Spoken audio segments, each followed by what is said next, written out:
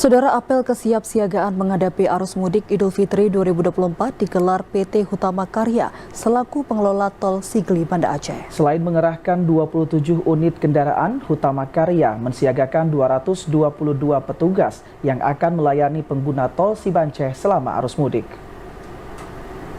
Berlangsung di kantor Divisi Operasi dan Pemeliharaan Jalan Tol Sigli Banda Aceh di Kota Janto Aceh Besar. Apel kesiapsiagaan ini dipimpin Branch Manager Tol Sigli Banda Aceh Totok Marsyadi. Selain petugas keamanan dan ketertiban tol, apel melibatkan polisi jalan raya dan petugas lainnya. Adapun sebanyak 222 petugas dikerahkan PT Hutama Karya menghadapi momen mudik Idul Fitri 1445 Hijriah. Selain itu, 27 kendaraan layanan juga dicek guna memastikan berfungsi dengan baik. Seperti tahun sebelumnya, di momen mudik ini, pengguna tol dapat menggunakan 5 buah gerbang tol Sibanceh dan 22 gardu serta 5 titik top up yang berada di tiap gerbang tol. Meski mengalami penurunan 30% selama Ramadan, pengguna tol Sibanceh dipastikan meningkat 75% saat momen mudik Lebaran.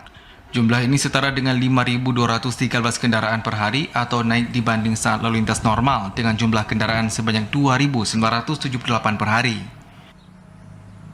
Kalau musim Ramadan seperti ini memang mengalami penurunan sekitar 30% dibanding melalui normalnya. Tapi perkiraan kita untuk mendekati hari raya, kita memperkirakan ada peningkatan sekitar 75%. Kalau lalu normal kita di 2.900 kendaraan per hari. Dari total panjang 74 km hingga kini, pengguna baru dapat menggunakan jalan tol Sibanceh sepanjang 48,5 km pada saat mudik nanti, atau mulai seksi 2 hingga 6. Seksi ini menghubungkan Selimum hingga Baitul Salam. Adapun seksi 1 yang menghubungkan Selimum menuju Padang Tiji atau sebaliknya sepanjang 25 km belum beroperasi.